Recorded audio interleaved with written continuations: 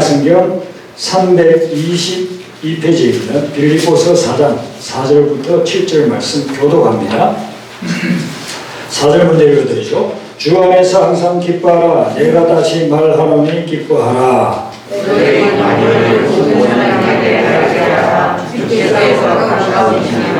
아무것도 염려하지 말고 다만 모든 일에 기도와 간구로 너희 구할 것을 감사함으로 하나님께 아뢰라. 그리하여 모든 중자에게 하나님의 감당이 그리스도 예수 안에서 너희 마음과 생각을 주시리이다. 아멘. 공주대 선교사님 나오셔서 말씀 전해주시겠습니다.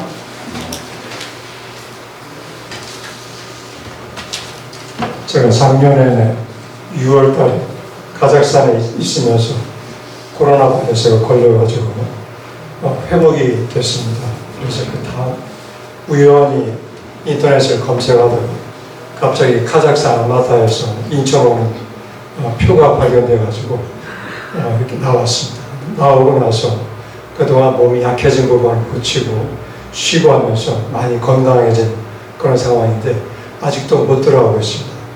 6월 달쯤에 들어갈 그런 계획을 하고 있습니다. 저 문 목사님 그리고 저 오아시스 교회는 선교로 오랫동안 하나로 묶여져 있습니다. 선교지에서 나와서 한국을 방문할 때마다 거의 언제나 가장 먼저 찾는 교회가 이 교회입니다. 목사님의 설교를 들으면서 은혜 받고 또 오아시스 교회의 예배가 작지만 은혜로워서 저에게 늘 격려가 되고 있습니다.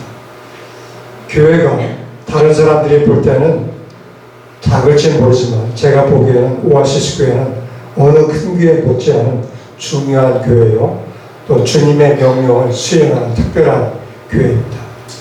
그래서 목사님과 교회 앞에 진심으로 감사를 드립니다. 특별히 오늘 그 교회 창립 6주년 되는 특별한 날인데 이렇게 말씀을 나눌 수 있는 기회를 주셔서 정말 하나님 목사님께 감사를 드립니다. 저는 92년도에 선교사로 처음 나가서 이제까지 29년간 선교 일을 했습니다. 사진 보면서 잠깐 얘기 좀 하도록 하겠습니다.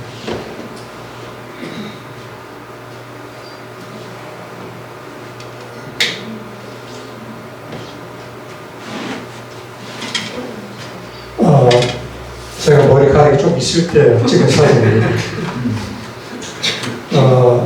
최초의 신학교, 중앙아시아 최초 신학교를 세워서 10년 동안 일을 했었습니다.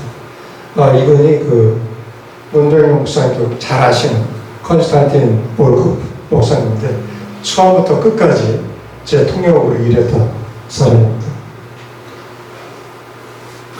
그리고 신학교뿐만 아니라 교회 개척을 신학교 졸업생들을 통해서 많이 했었습니다. 목사 안수도 많이 줬죠. 그래서 많은 주의종들이 신학교 사역을 통해서 배출이 됐습니다. 92년부터 2002년까지 10년간 일을 했었습니다. 선교 초기 문병용 목사님과 제가 클레먼트 대학에서 공부를 같이 할 때 남가주에 있는 선교회 사무실에서 자주 만나서 같이 선교를 위해서 기도했었습니다. 지난 29년의 사역을 돌아보면 가장 선교 사역 중에서 중요한 것이 무엇인가 이렇게 묻는다면 제가 오늘 선교 보고의 제목으로 잡은 3가지를 듣고 싶습니다. 말씀과 기도와 금식 이거밖에 없다라고 결론을 내립니다. 저는 10년을 카자흐스탄에서 신학교와 교회 개척 사역을 하고 중국으로 건너가서 요즘 위구르 문제로 유명하게 된 세계적인 이슈가 되고 있는 신장성 우르무치에서 7년간 영어 교수로 일을 했습니다. 영어 교수로 일하면서 한편으로는 많은 영문과 학생들과 법조인들에게 성경 공부를 가르치고 세례를 주었습니다. 이것이 발각이 되어서 2009년도에 추방당했습니다. 추방당할 때 그 조건이 있었습니다. 중국을 방문하는 것은 허락하지만 다시는 중국에서 일을 못한다는 그런 조건으로 추방하겠습니다. 그런데 제가 OMS 선교회 소속인데 OMS의 제 윗사람이 중국에서 좋은 대학인 충칭대학에서 영어 교수 자리가 있다고 빨리 중국에 들어오라고 했습니다.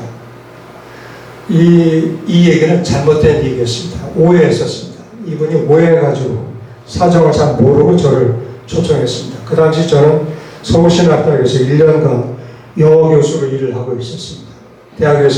대학원에서는 선교학 교수로 일을 했었습니다.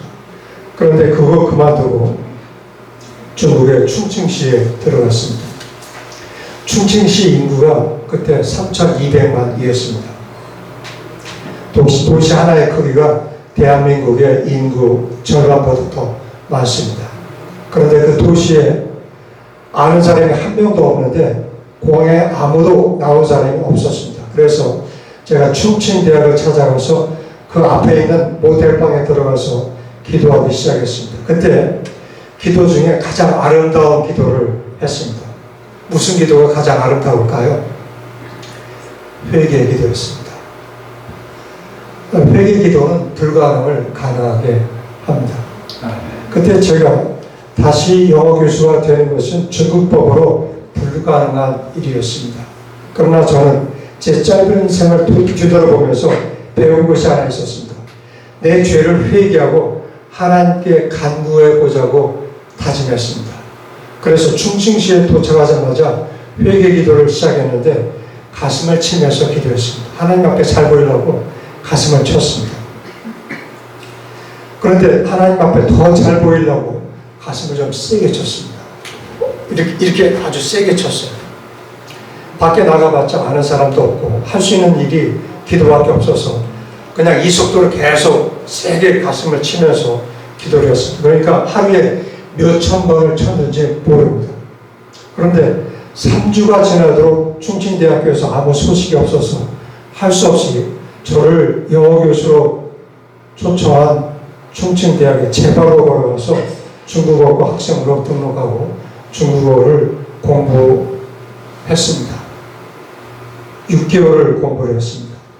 그런데 영문과 교수로 7년간 일하다가 중국어과 학생이 되는 것은 보통 자존심이 상하는 문제가 아니었습니다. 그러나 하나님께 기도할 때는 자존심이 전혀 문제가 되지 않았습니다. 이때 6개월간 기도 응답 받은 것이 많은데 시간 관계로 다 생략을 했습니다. 6개월간 아파트방에서 가슴을 치면서 기도한 것이 응답이 됐습니다. 수천대학에서 영어 교수로 오라고 연락이 왔습니다.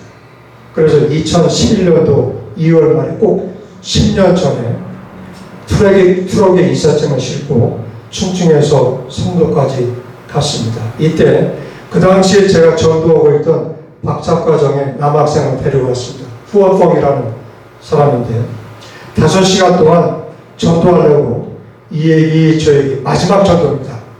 마지막 전도해보려고 이 얘기 저 얘기 하면서 가는데 이 남학생이 저를 낙담시키는 말을 하더라고요. 미스터 수찬대학은 충칭대학보다 더 좋은 대학입니다. 중국에서 11번째 대학이고 내가 들어가고 싶었지만 점수가 안 돼서 못 들어갔습니다. 그 대학에 백인 교수만 수십 명이 되고 중국어를 배우는 백인 유학생 숫자만 해도 400명이 넘습니다. 그런데 당신 영어하는 거 들어보니까 한국어 액센트가 분명하고 그런데 어쩌려고 그 대학에 영어 교수로 지원했습니까? 잘못했습니다. 떨어질 게 분명하고 혹시 합격이 안 되고 해도 얼마 못 가서 실력이 안 된다고 추방당할 수 있습니다. 이렇게 얘기를 하더라고요. 그 얘기를 듣고 보니까 겁이 났습니다. 근데 저는 겁이 날 때마다 말씀을 붙잡습니다. 이 겁날 때 말씀밖에 없습니다. 말씀을 암송했습니다. 계속 암송했습니다. 제가 제일 좋아하는 말씀, 그 당시에 꼭 제 상황에 맞는 말씀이 바로 오늘 본문 말씀입니다. 한번 같이 읽도록 하겠습니다.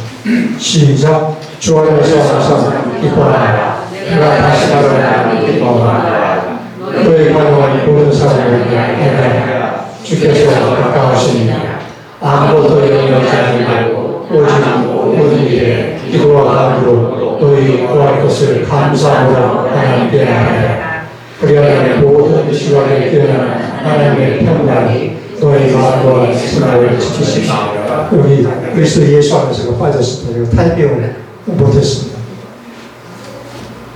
수차대학에 도착해서 다음날 아침에 영어과의 학감을 찾아갔더니 몇 마디 대화하고 나서는 자리가 없다고 했습니다. 자리가 없는 게 아니라 학감이 저를 싫어했습니다. 백인이 아니고 우선 백인이 아니고 그래서 비주얼이 받쳐지지 않았습니다. 그리고 영어에 한국의 액센트가 있으니까 굳이 저를 쓸 이유가 없었습니다. 학감의 입장에서 보면 다른 백인 교수를 찾으면 간단하게 해결될 문제였습니다. 그런데 6개월간 가슴을 치면서 회개 기도한 것에 능력이 나타났습니다. 그것은 학감이 자리가 없다고 거짓말하는데 전혀 섭섭하지가 않았습니다. 전혀 낙심되지도 않았습니다. 왜 그러냐면 저는 그런 믿음이 충만했었습니다. 나는 하나님과 화목한 사람이다. 나는 용서받은 사람이야.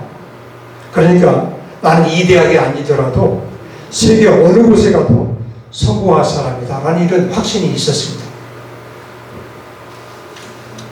그래서 그냥 뒤도 돌아보지 않고 그냥 나갔습니다. 나가는데 문고리를 잡고서 생각이 나서 얘기를 했습니다. 예, 내가 내일 아침에 돌아갈 수가 있습니다. 다시 충칭으로 돌아갈 수 있는데 기왕 여기까지 왔으니까 한번 시범 강의나 합시다 라고 얘기를 했습니다. 그랬더니 미안했더니 언제 어느 때 오라고 어느 장소로 오라고 저한테 얘기를 했습니다.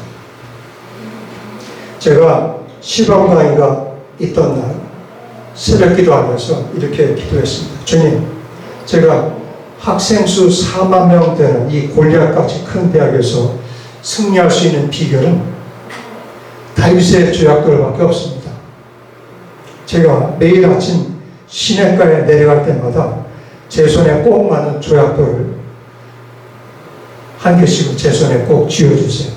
그러면 제가 주님의 은혜와 능력을 믿고 골리앗의 임하 중심을 명중시키겠습니다. 기도를 했어요.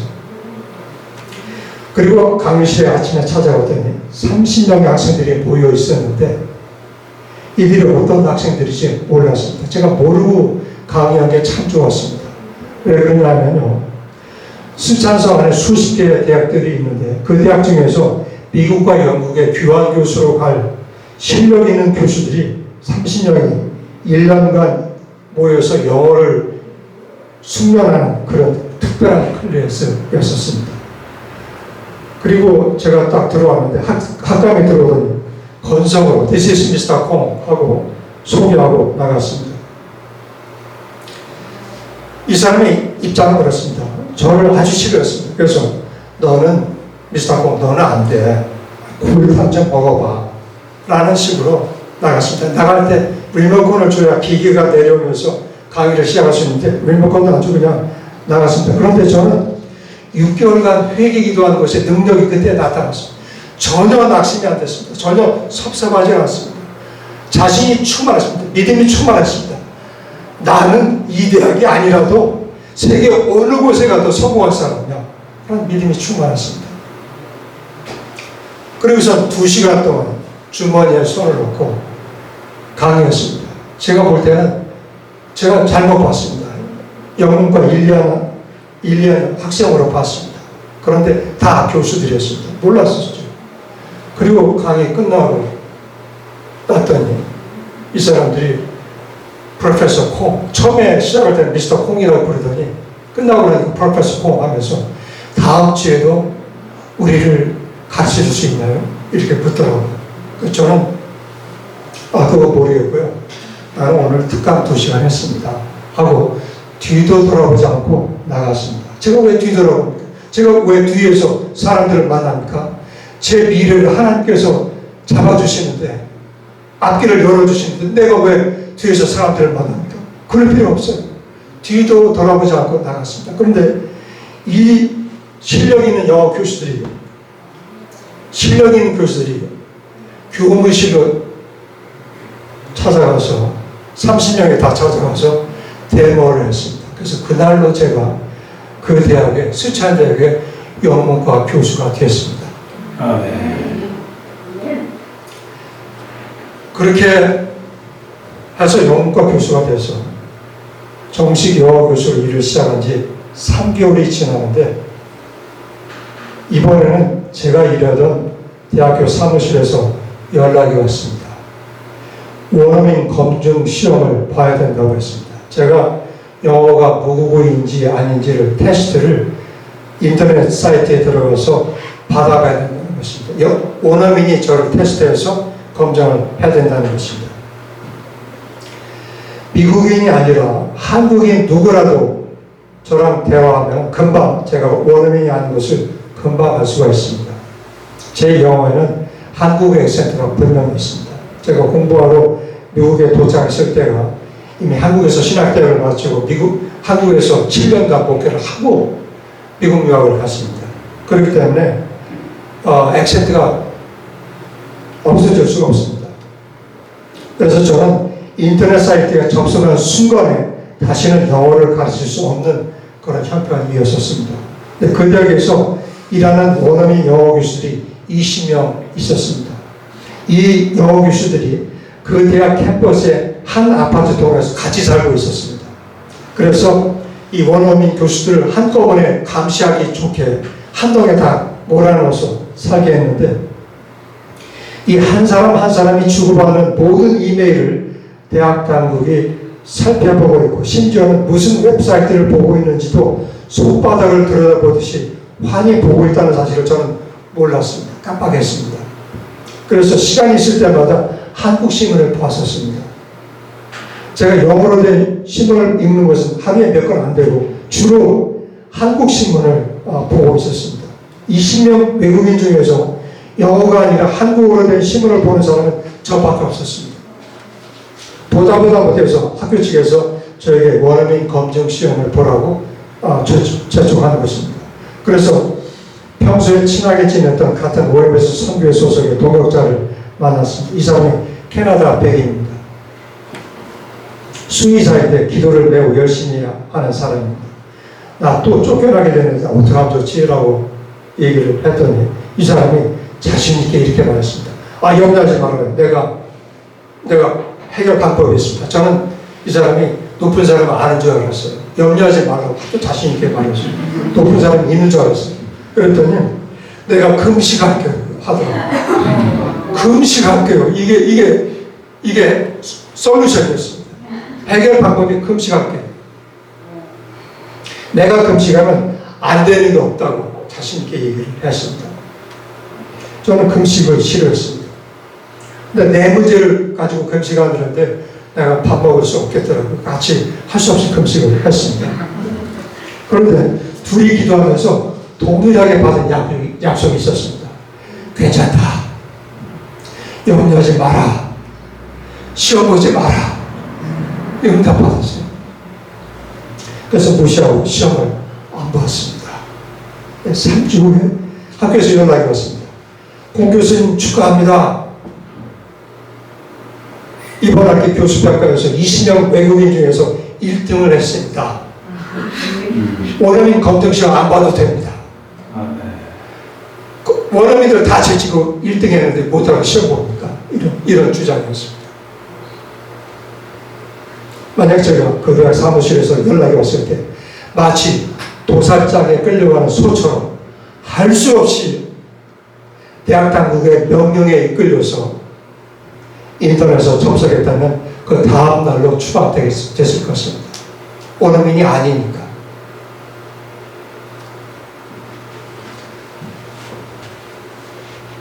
성도에서 영어 교수 일할 때 사진입니다. 다음 볼까요? 영어 교수 사역의 모습입니다. 영어교육 학생들입니다. 다음 볼까요? 이렇게 사역을 했었습니다.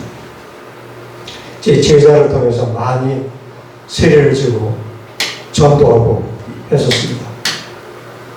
하나님 앞에 말씀과 기도, 금식은 저를 살려준 선교사로서 오늘까지 있게 한 놀라운 비결이었습니다. 제가 이 비결을 오늘 무료로 소개합니다. 말씀과 기도와 금식밖에 없었습니다. 이 말씀과 기도, 금식은 어려운 일이 왔을 때 문제를 해결하는 가장 좋은 일인 줄 믿습니다. 이번에는 오늘 주제와 관련해서 카자흐스탄 얘기를 하고 마치도록 하겠습니다. 원래는 빨리 끝내려고 하는데 요 얘기하고 마치도록 하겠습니다. 카자흐스탄 얘기였습니다. 사전 19번 1 보면 장 19번으로 올라갈까요? 카자흐스탄으로 돌아와서 가장 중요했던 것, 이거 세 가지밖에 없습니다. 한번 읽어보겠습니다. 시작. 말씀, 기도, 금식. 이것이 가장 중요했고 이걸로 이제까지 승리했습니다. 제가 카자흐스탄을 떠났을 때 미국인이 제 후임으로 카자흐스탄 신학교에 도착했습니다. 이분이 크리스테플로 목사님인데 우리 문 목사님과 함께 잘 아는 분입니다. 사모님이 한국 분이십니다.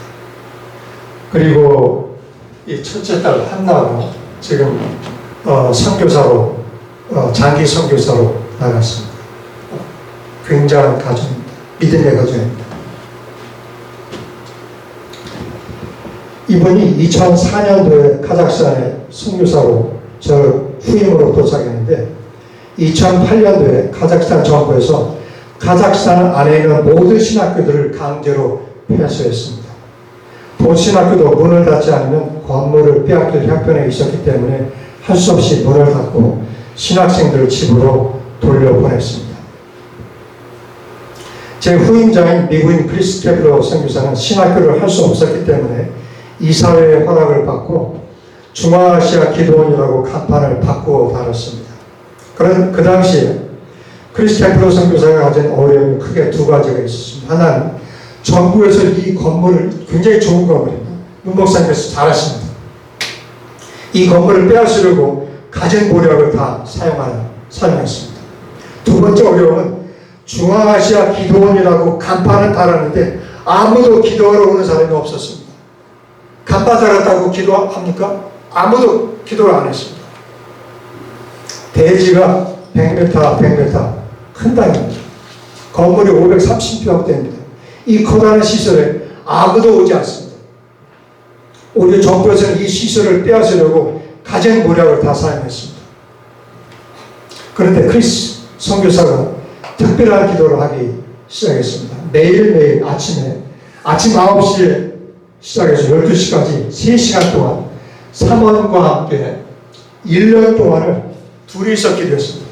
그 큰 건물에서 아무도 오지 않은 그 큰 건물에서 1년 동안 둘이서 기도했습니다. 무슨 기도했을까요?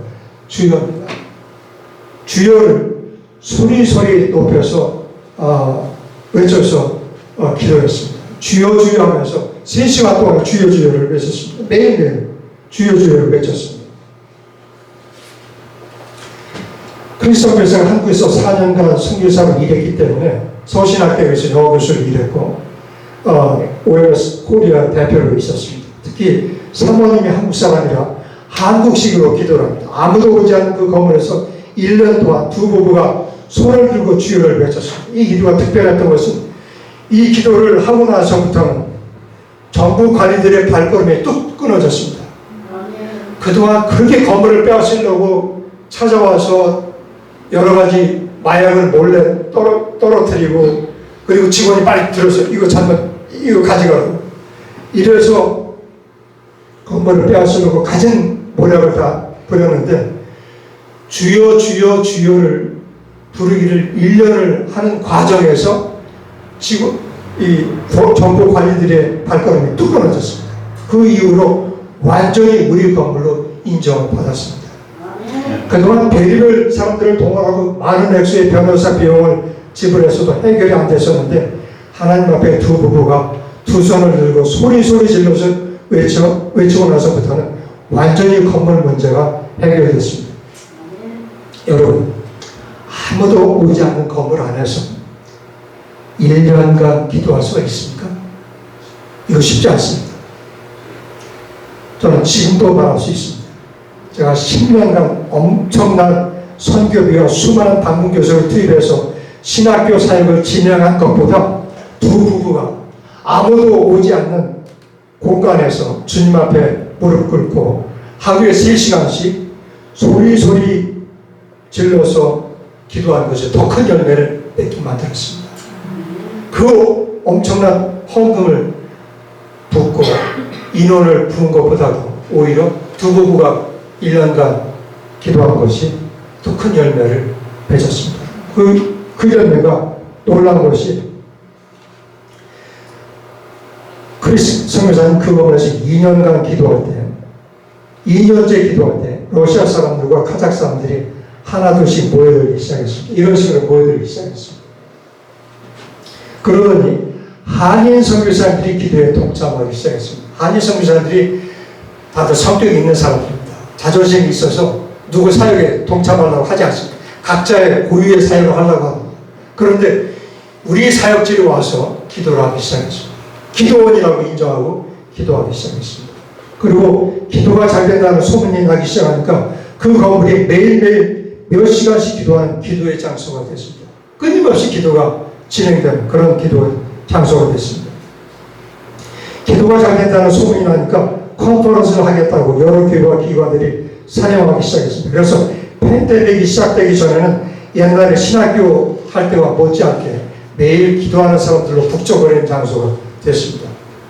우리 선교센터는 중앙아시아 기도원이란 간판답게 늘 기도하는 사람들이 끊어지지 않고 있습니다. 2012년부터 교단을 초월해서 많은 한인 선교사님들이 모여서 매일 아침마다 기도했습니다.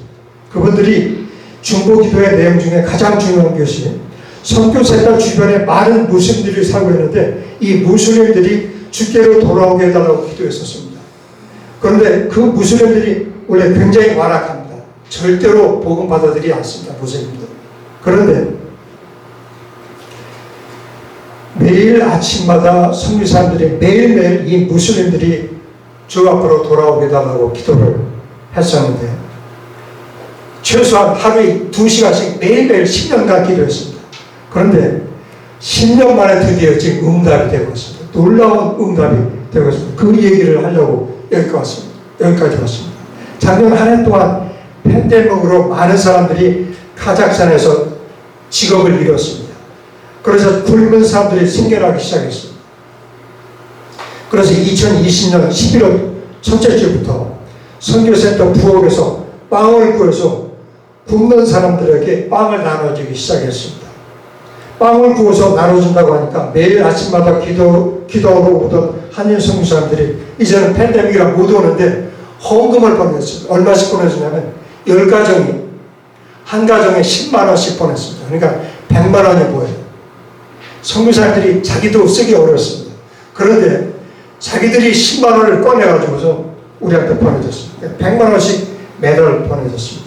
이 100만 원 가지고 빵을 나눠주고 빵을 구워서 나눠주고 매달 한 번씩 식량 보따리 이만큼씩 커다란 식량 보따리를 100가정에 나눠줬습니다.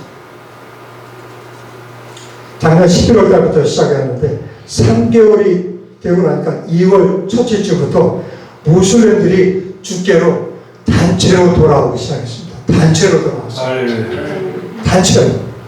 보겠습니다. 직원들이 적극적으로 복음을 나누다 보니 이 사람들이 정신 나간 사람들이지.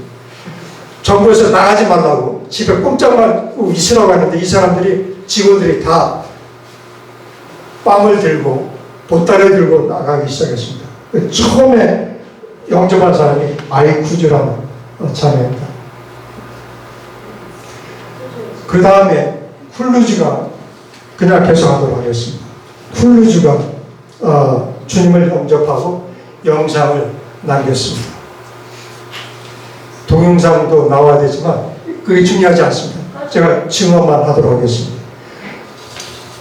그 내용이, 그 동영상 내용이 그렇습니다. 나는 하나님을 찾고 있었습니다. 이제 예수님이 내 눈을 열어주셨습니다. 무슬림입니다. 드디어 예수님이 내 눈을 열어주셨습니다. 내 영혼에 빛이 빛나는 것을 지금 느끼고 있습니다. 예전에는 방황했었지만 앞으로 주님께서 나를 인도하시고 내 영혼을 보호해 주실 줄 믿습니다. 이렇게 간증하고 있습니다.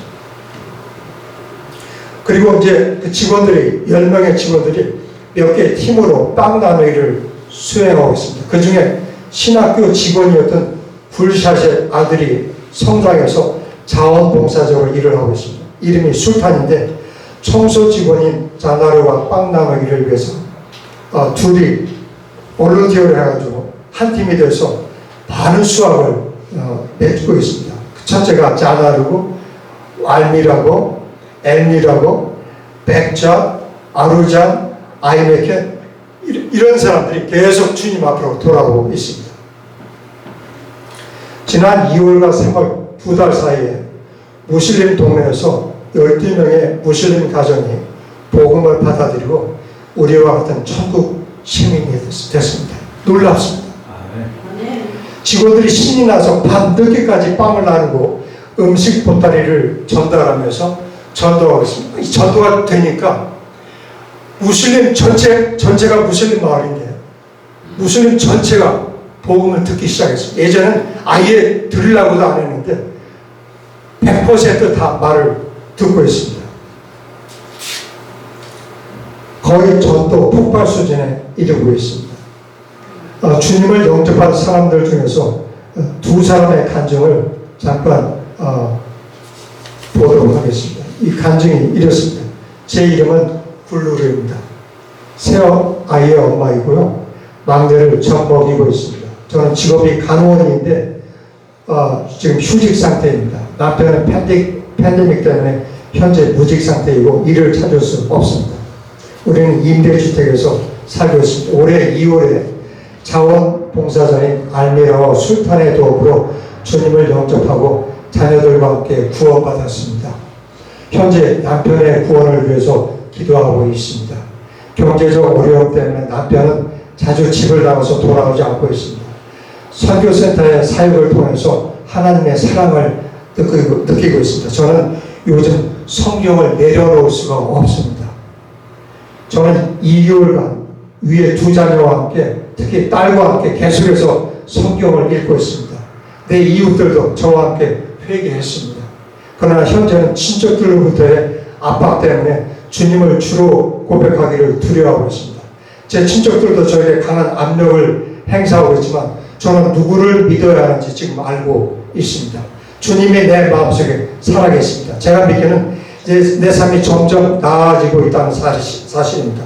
제가 남편을 향한 마음도 점점 열려져 가고 있습니다.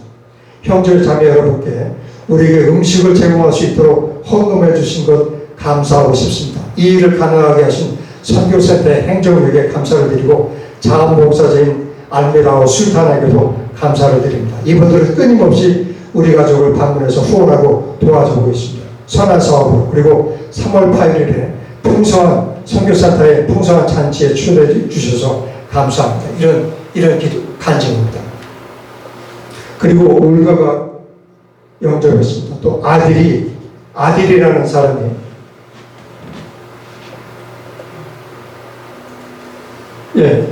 이 가정이 전체가 다 여호수아 24장 15절처럼 온 가족이 나는 예수님을 믿겠습니다 라고 고백을 했습니다.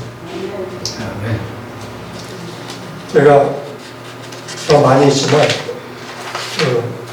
중요한 또 목사님의 문병영 목사님 말씀을 드려야 되기 때문에 제가 여기서 마치도록 하겠습니다. 저는요 또 간증이지만 생각하겠습니다. 저는 우리 직원들이 갑자기 어느 날 갑자기 영적인 거장이 돼가지고 갑자기 이런 영적인 전도의 열매가 나타났다고 생각하지 않습니다. 전혀 그렇지 않습니다.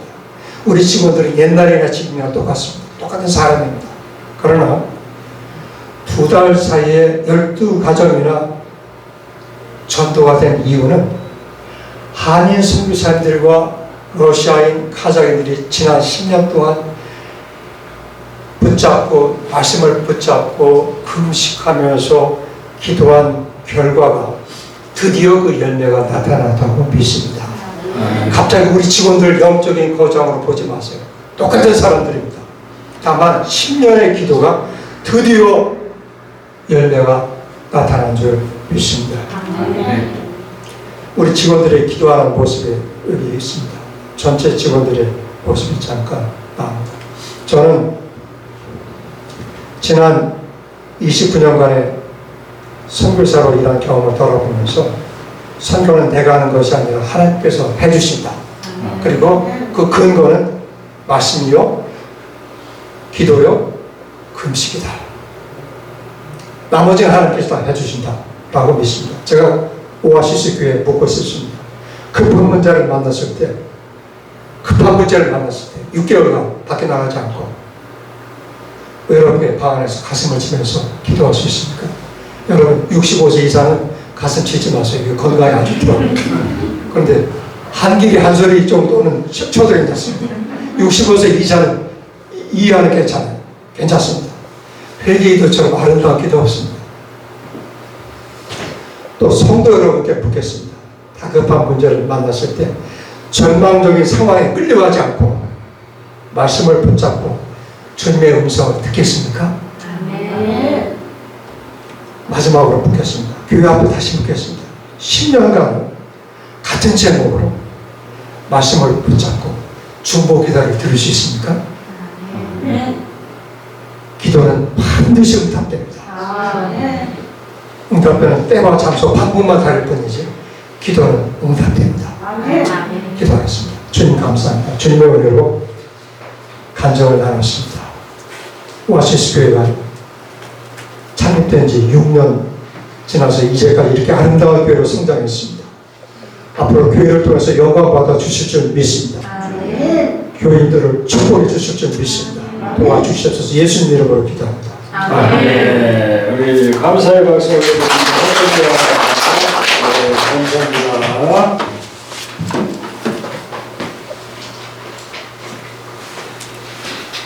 알마타는 카자흐스탄은 너무나도 가난한 나라고 하기 때문에 많이 힘듭니다.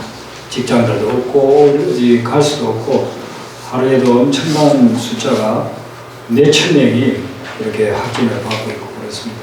그래서 지금 거기 직원들 한 10분 되는 분들을 통해 가지고 나눠주는 사랑의 나눔을 통해서 많은 영혼들을 주의 앞에 돌아오고 있습니다. 목사님 말씀대로 10년 동안 기도하는 그런 열매가 맺히는데, 그래서 제가 이번 우리 부활절 감사 헌금을 개척교회에 보내려고 했는데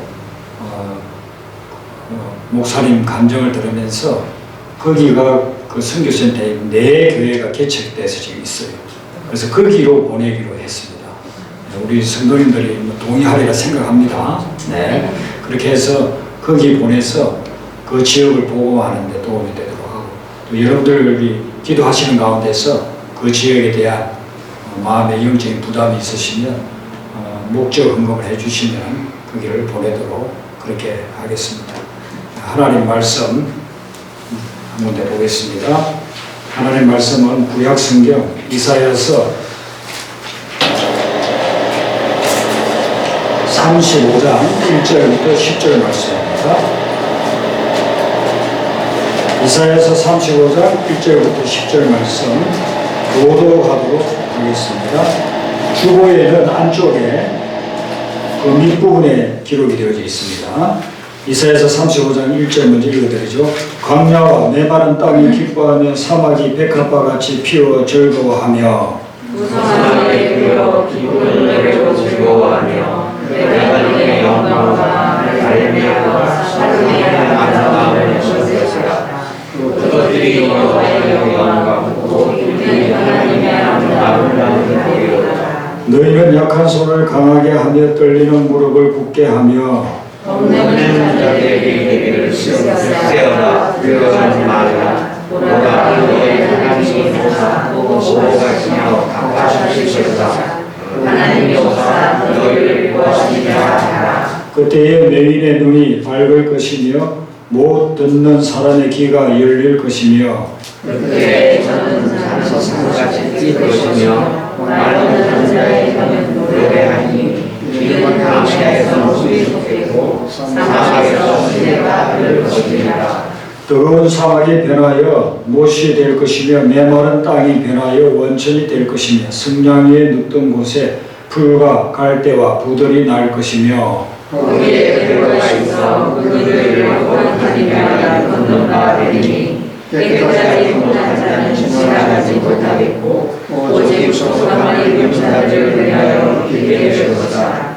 위대한 행위는 그 위로 다니지 못할 것이며 거기에는 사자가 없고 사나운 짐승이 그리로 올라가지 아니하므로 그것을 만나지 못하겠고 오직 구속함을 받은 자만 그리로 행할 것이며 여호와의 성령을 받는 자들이 돌아오되 노래하며 시온에 이르러 그들의 머리 위에 영영한 변화를 두고 기쁨과 즐거움을 얻으니 슬픔과 탄식이 사라지리로다. 아멘. 2014년 8월에 제가 미국에서의 사역을 4년 동안 마치고 하나님이 한국 가서 다시 개척하라고 해서 나와서 개척을 준비하는데 개척하기가 어려웠습니다. 어떤 집사님이 한 40여 평 되는 상가 건물을 저에게 내놓으면서 교회를 개척하라고 했지만 너무나도 좋은 조건들인데도 불구하고 여러 가지 사정들이 개척을 못하게끔 하는 그런 사정이었어요. 그래서 8개월 동안 기도하면서 하나님께 개척할 수 있는 그런 길이 열리도록 또 여러 성도님들과 함께 간구했습니다. 근데 하나님이 2015년 4월 둘째 주일, 그때는 12월이고 오늘은 11일이죠. 하루 차인데 그때도 부활절 다음 주일이었습니다. 사택을 얻어가지고 그 사택 아파트에서 첫 예배를 드리게끔 하셨습니다. 그 예배를 드리기 전에 8개월 동안 기도하면서 교회를 어떤 비전을 가지고 나아가야 될까, 그리고 교회 이름을 어떻게 할까, 이렇게 기도하는 가운데서 하나님이 제가 성경을 쭉 읽어가다가 이사야서 35장에 이르렀을 때에 마음에 강한 감동을 주었습니다. 여기 이사야서 35장처럼 교회가 개척되도록 하라 하는 말씀이었습니다. 그래서 그 말씀 속에서 얻은 이름이 오아시스입니다. 오늘 본문 내에는 오아시스라는 말은 나오지는 않습니다. 그런데 6절 하반절에 보면 이는 광야에서 물이 솟겠고, 광야에서 물이 솟는 곳이 오아시스죠. 사막에서 시내가 흐를 것이며, 사막에 시내가 흐르는 곳이 오아시스입니다. 7절에 보면 뜨거운 사막이 변하여 못이 될 것이요. 뜨거운 사막이 못, 연못이 된다는 거. 여기 뜨거운 사막 가운데 있는 못이, 연못이 곧 오아시스입니다. 메마른 땅이 변하여 원천, 샘이 솟아나오는 곳이 된다는 거예요. 그게 바로 오아시스입니다. 그래서 오아시스라는 교회의 명칭을 택하게 된 것입니다. 목회자들하고 이야기할 때도 오아시스라고 하니까 어떤 분은 그러더라고요. 그 오아시스라고 하니까 나이트클럽 이름 같다고. 그 원래 오아시스는 성경에 있는데 나이트클럽에서 이름이 너무 좋으니까 가져간 거예요. 나이트클럽이 오아시스가 아니고. 이렇게 오아시스라는 이름을 가지고 이제 교회가 시작이 돼서 오늘 이제 6년째 되어졌습니다. 하나님께서 오아시스라고 하는 그런 이름을 가지고 이제 그런 비전을 가지고 또 새로운 교회를 개척하게 하셨는데, 제가 첫 번째 교회 개척 때에는 서북교회라고 했습니다. 서쪽 북쪽 지역을 복음하고 통일된 북한을 복음하기 위해서. 2주 전에 교단 총회장님이 저에게 전화가 왔어요. 전화를 해서 하시는 말씀, 대뜸 2억을 주겠다는 겁니다. 할렐루야. 2억을 주겠다고 하니까 얼마나 고맙습니까? 그런데 이제 2억을 주는 조건을 이야기했습니다. 지금 교회 비전이 뭐냐고 저에게 물어요. 그래서 이번에 비전은 교회를 개척하는 교회가 되는 게 비전이라고 그렇게 이야기했습니다. 근데 그분이 제가 서북교회를 개척할 때, 개척 예배 때 왔던 분이었어요. 근데 그분이 그때 그 서북교회의 비전을 기억을 하고 있었어요. 그때 비전은 서북 지역을, 서쪽 북쪽 지역, 통일된 북한과 중국을 복음하기 위한, 그리고 카자흐스탄, 중앙아시아 이런 지역을 복음하기 위한 거라는 걸 알고 있었어요. 그래서 교단에서 북한 선교를 위해서 헌금을 모아놓은 게 2억이 있다는 겁니다. 그걸 그 교단에도 수천 명의 목회자가 있는데 그걸 주지 않고 저에게 주겠다는 거예요. 조건은 북한 선교에 대한 비전을 지금도 가지고 있느냐는 것이었습니다. 그래서 제가 가지고 있다 하면 2억이 들어오는 거예요, 통장으로. 근데 목사가 거짓말 할 수 없잖아요. 그래서 이번에는 우리가 다른 비전을 가지고 있다고 그렇게 이야기를 했습니다. 그래서 이 여기 못 들어왔어요. 죄송합니다. 좀 받아와야 되는데 준다는 것도 못 받아가지고 죄송합니다. 근데 이번에 우리가 오아시스 교회를 개척할 때는 기존 교회들도 하지만은 이 작은 교회가 또 다른 교회를 개척. 그래서 한 2년, 3년도 못 돼서 우리가 교회를 중국 동포교회를 오아시스 동포교회를 개척할 수 있었습니다. 그리고 이제 앞으로도 또 개척하려고 합니다. 예. 우리 지금 김웅 집사님이 중간에 신학을 하게 돼서 이번 학기면 끝나게 됩니다. 그래서 만약에 개척하게 된다고 한다면 하나님께 그런 부분을 이제 지원해서 하려고 합니다. 작년에 코로나 바이러스인데 하나님이 넘치도록 물질적으로 주셨습니다. 교회에 공급을 해주셨습니다. 그래서 상당한 그런 헌금이 지금 모여 있습니다. 제가 헌금이 들어오면은 다 선교 또는 개척교회, 미자리교회로 다 보냈습니다. 보냈는데 작년에 그렇게 이제 헌금이 들어오길래 하나님 제가 보내겠습니다 하고 기도를 하는데 하나님이 보내지 말래 모아두라. 쓸 때가 있으니까 모아두라. 그래서 물론 이제 일부분은 보냈지만은 대부분은 이제 이렇게 모아놨습니다. 그래서 만약에 하나님께서 또한 개척할 그런 기회가 되면 그 개척하는 교회에 지원하려고 그렇게 하고 있습니다. 오늘 이 말씀은 이 본문 그대로 가지고 제가 교회 개척했을 때 한 달 정도 지났을 때에 우리 개척 멤버 성도님들에게 전했던 말씀입니다.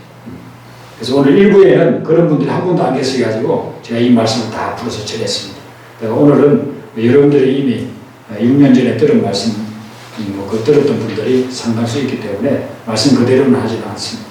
그런데 이 말씀을 통해서 오아시스 교회가 개척이 되었다는 것입니다. 여러분들 오늘 이 말씀 속에 핵심적인 거 보면은 1절에 보니까 강야와 메마른 땅이라, 7절에 보면 뜨거운 사막과 메마른 땅이 나옵니다. 오늘 이 세상은 광야와 같습니다. 이 광야에 살 길은 광야만 봐가지고는 절대로 살 길이 없습니다. 그곳에 오아시스가 있어야만 살 수가 있습니다. 그래서 오아시스는 이 영적으로 메말라 있는 이 세상을 하는 오아시스는 누구냐면은 예수님이 오아시스입니다. 예수님께서 요한복음 7장 38절에 말씀하시기를 예수님을 믿는 자는 그 배에서 생수의 강이 흘러나리라고 그렇게 이야기했습니다. 그래서 예수님을 믿을 때 오아시스 같은 세상에서 이겨나갈 수 있는, 살아날 수 있는 생수의 강이 우리의 삶에 흘러들어오게 되는 것입니다. 그 생수의 강이 어떤 역할을 하는가, 역사를 하는가. 7절에 보면 뜨거운 사막이 있는데 이 뜨거운 사막이라는 말이 원래 원어에는 빛나는 모래라는 그런 뜻입니다. 모래에 유리성분이 있으니까 거기에서 빛이 나겠지만은 여기서 빛나는 모래는 그것을 이야기하는 것이 아니고 신기류를 이야기합니다. 뜨거운 사막에 태양이 장렬하는 그곳에 상대들이 가다가 보면 그냥 파란 물이 보이고 그리고 거기에 야자수가 보입니다. 그래서 상인들이 생각을, 야, 이제는 우리가 살았다. 네. 물이 떨어진 지가 벌써 며칠 전인데 이제 저기 야자수가 있고 푸른 물이 보이니까, 샘이 보이니까 이제 우리 살았다고 해서 거기를 막 갔는데 가보니까 아무것도 없어. 그게 신기를 신기. 사막을 통과하는 사람에게 오아시스는요 얼마나 중요합니까? 그런데 그게 신기류로 그렇게 나타나가지고 열심히 몇 시간 달려가도 역시 거기에는 사막밖에 없어요. 그러면 그 사람들이 얼마 있지 않아 다 죽는다. 여러분 이 세상에는요 신기루가 너무 많아요. 신기루를 쫓아 사는 인생들이 얼마나 많은지 몰라요. 유혹을 합니다. 그럴듯하게 보입니다. 그런데 가보면 아무것도 없어요. 오히려 내 인생을 망치고 나를 죽음으로 이끌어가는 그런 신기루들이 얼마나 많습니까? 한국에서 배추 농사가 안 돼가지고 이제 배추 농사를 해야 되는데 한국에서 할 수가 없어요. 너무 그냥 다 배추 농사 망쳤습니다. 그래서 중국에서 그 소식을 듣고서는요 넓은 땅에 배추씨를 싸다가 다 뿌렸어요. 그래서 중국 농부가 야 이제 우리 일확천금이다. 한국의 배추 농사 다 망치고 이제 우리 여기서 배추 해서 뽑아서 갖다 주면 이제 그는 다 일확천금 벌게 생겼다. 그렇게 해서 했는데 배추가 안 나와요. 싹시 안 나와요. 가짜 짝퉁 씨를 뿌렸어요. 그래서 너무 충격을 받아가지고 못 살겠다 해가지고 지약을 사가지고 농부가 먹어서 죽으려고 했는데 안 죽어요. 그 지약도 짝퉁. 이 이야기도 가짜 짝퉁으로 만들어요. 여러분, 이 짝퉁이 판치고 있습니다. 영적 세계도 마찬가지입니다. 짝퉁들 때문에 얼마나 많은 영혼들이 이단들 때문에 죽어가고 있습니까? 오아시스에서 신기루를 보고서 신기루를 따라가면 안 돼요. 네, 참된 오아시스는 예수 그리스도인 줄 믿습니다. 예수님만 바라보고 나아가야 살 수가 있는 것입니다. 이 오아시스에서 또 어떤 일이 일어나느냐면요, 사막에 대로가 만들어집니다. 8절 3번 거기에 대로가 있다고 했습니다. 사막에는 길이 없어요. 사막에 대로 만들어 놔도요, 사막에 모래바람 불면 다 덮어버려요. 한 마을이 모래바람에 다 덮여져 버려요. 그럼 모래밖에 없어요. 사막에 한 마을 정도가, 대도시가 사막에 모래바람이 불면 전부 다 묻혀버려요. 그래서 지금도 사하라 사막이나 사우디아라비아 같은 데 보면은 수백 년, 수천 년 전에 도시가 발굴이 되잖아요. 거기에 모래로 묻혔던데 또 모래 불어서 그렇게 하다가 이제 최근에는 엄청난 강풍이 모래바람이 불어서 모래를 다 걷어내고 나니까 거기에 옛날 수백 년, 수천 년 전에 도시가 나타나요. 사막에는 대로를 만들어 놔봐야 아무 소용이 없어요. 잘 닦아 놔봐야 모래바람 한번 불면요, 그 대로가 다 없어져 버려요. 그런데 우리 인생 살아갈 때 그 사막에 대로와 같은 분이 누구냐? 예수 그리스도. 모래바람이 불어와도 결코 묻혀지지 않는 그 길은 예수 그리스도밖에 없습니다. 그래서 요한복음 14장 6절에 예수님이 내가 그 길이라고 그렇게 이야기했습니다. 사막의 대로를 만나는 것은 기적이에요. 우리가 예수님을 만나면 우리 삶 속에 기적이 계속해서 일어납니다. 그 기적으로 말미암아서 우리의 삶에 놀라운 변화가 일어나는 것이죠.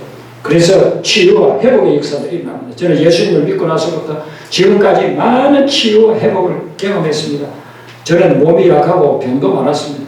그런데 하나님께서 폐병 각해라던 저를 폐병을 치유해 주시고, 또 제가 팔을 움직일 수가 없는데 팔을 움직이게 해주시고, 위장병으로 10년을 고생했는데 그걸 치유를 해주시고, 심장 결석해가지고 새벽에 병원에 실려가고 했는데 하나님께서 치유해 주시고, 이루 말할 수 없는 치유와 회복의 역사를 일으켜 주셨습니다. 여러분들이 예수님을 믿고 의지함으로 말미암아 예수님이 여러분의 삶 속에 치유와 회복의 역사를 일으키게 되시기를 바랍니다. 근데 이렇게 대로를 만들어 놔도 거기 갈 수 없는 사람이 있다고 했습니다. 8절 하반절에 보면 우매한 행위는 그 길로 다니지 못한다고 했어요. 여기 우매한 행인이 누구냐 하면은 영어의 wicked fools 그렇게 이야기했어요. 사악한 바보들이라는 겁니다. 사악한 바보들은 절대로 예수님의 그 길을 가지 못한다는 것입니다. 성경에 보면 두 가지 바보가 나와요. 한 가지 바보는 거룩한 바보가 있고, 그 다음에 오늘 이 본문에 나오는 사악한 바보가 있다는 것입니다. 우리는 십자가의 도가 고린도전서 1장 18절에 보니까 멸망하는 자들에게는 미련한 것이라고 했어요. 십자가의 도가 안 믿는 사람이 보기에는 바보예요. 십자가의 길을 가는 것이 바보라는 것입니다. 그런데 그 십자가의 도가, 그것이 우리에게는 생명을 주는 것이고 그것이 우리에게 영생을 주는 길이라고 이야기를 하고 있는 것입니다. 사악한 바보, 우매한 행인은 어떤 자냐면 회개하지 않는, 예수를 거부하고 예수 믿기를 거부하는 자들은 이런 우매한 행인에 해당되는 것입니다. 그런데 우리가 예수를 믿고 예수님을 영접하고 살아가게 되면 우리는 거룩한 바보가 돼요. 하나님 뜻대로 살아가려고 하면 바보 취급당해요. 우리 선교사님 간증도 했지만 선교사님 얼마나 바보 취급 많이 당했습니까? 카자흐스탄에서 또 중국에서 정말 바보 취급 많이 당했죠. 그런데 결국은 승리하게 되는 것은 십자가의 길은 끝으로 보기에는 거룩하게 보이죠. 그게 바보처럼 보이지만 거룩한 바보의 길이에요. 그래서 그 길을 걸어가면 결국은 승리하게 된다는 것입니다. 오늘 이 말씀에 나타나 있는 또 우리 선교사님이 간증한 것처럼 여러분들이 하나님께 기도와 말씀과 금식을 통해서 여러분의 삶 속에 하나님의 살아계심을 체험하고 승리하는 그런 삶이 되기를 바랍니다.